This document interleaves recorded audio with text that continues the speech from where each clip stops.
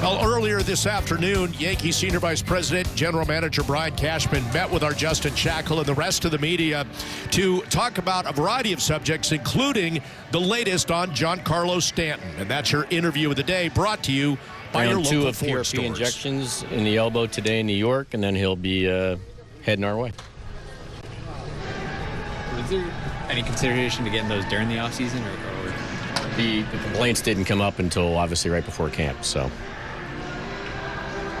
Brian, do you have any kind of idea on a timetable for this? I mean, he said he had not swung a bat for 4 weeks or so before. Yeah, I think it was 3 weeks before camp. So ultimately he was dealing with it in the end of last year, and obviously thought we were in a good place, and I think he was feeling like in a good place, but then it reared its ugly head, about 3 weeks before camp, and is my understanding, and so now we're dealing with it. So, give it the time it needs, and we'll clearly look forward to getting him back at some point, but obviously in the near term that won't be the case.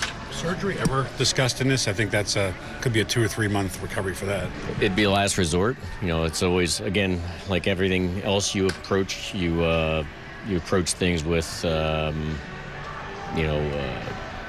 I'm not sure what the right word would be, but, I can't rule out a surgery, but I know it's not recommended in the front end of this thing. But obviously if you have a number of different failed attempts, then you start looking at different ways of intervention. I asked that because he said that he played in pain last year, and if he's prepared to do that again this year if he has to, or do you think that this second shot might make it that he's not in pain all year?